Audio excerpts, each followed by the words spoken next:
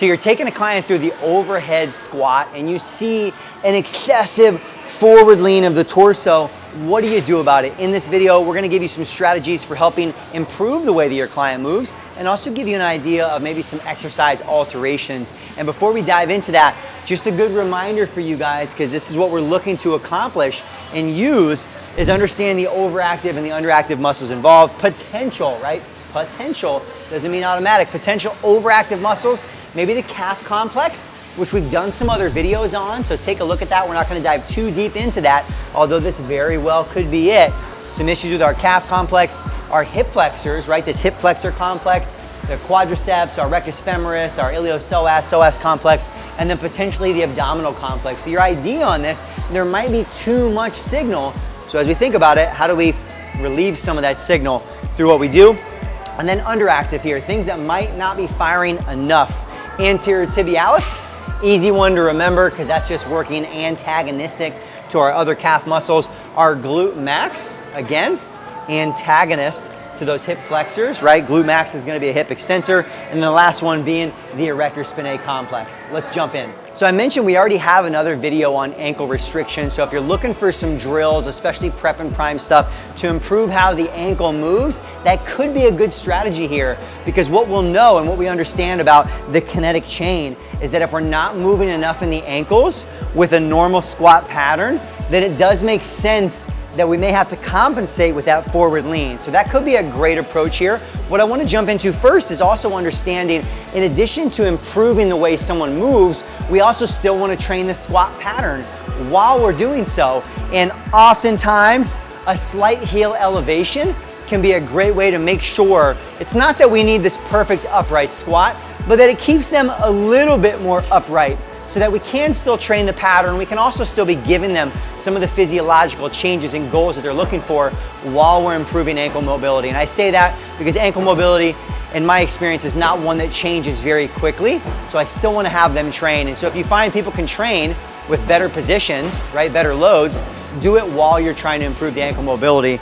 And that little heel lift can be a great thing. We talk about this even in the overhead squat assessment, right? You'll know if it's ankle mobility if all of a sudden they're able to maintain this like beautiful overhead squat with that heel lift. So don't be afraid to load them with the heel lifted. All right, that addresses more of the ankle. What about the hip flexor complex, right? This combination of overactivity on this side, underactivity on this side. Well, there's a few things we could do. First off, keep in mind our overall goal with some of these things is we do want to mobilize the overactive areas. We want to activate the underactive areas, and then we want to integrate it into exercises. That's really what we're trying to accomplish, especially in our prep and prime work, getting into our workouts. That alone is going to improve the way a lot of people move. So a very simple approach here could be, just from a mobilization standpoint, I'm not going right into foam rolling, partially because, especially if it is more hip flexor and it's not rectus femoris quadricep, it's very hard to get into the hip flexor with a traditional foam roller, right? I would argue you might not be able to impact it that much. So if it's quads, foam rolling could be great, but my favorite would be to go right into a very focused, isolated quadricep to hip flexor stretch. And we want to be active here, right? Active, isolated stretching approach. So what we do, you want knee right underneath of the hip. I want to dig my toe in, and then the first cue, squeeze your butt. That alone, woo! That alone might put you under a little bit of tension. That would be a good indication for somebody. Maybe they are a little bit restricted here, all right? So again, dig the toe in, squeeze the glutes, and then there's two ways we can approach this. One is to push through that foot and make it this very active stretch.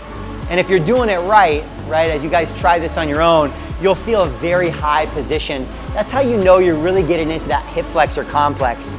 So that could be move one. The other one, which I don't like to make eye contact with people while I do, is the little pelvic tuck, but it does work, right? If we dig in, we squeeze our glutes, and then you posteriorly tuck the pelvis, it's hard to see.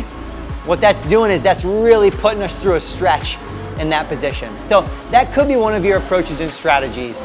If you're shorter on time, I would actually go directly into this next one, which is just going to glute bridges with a good position.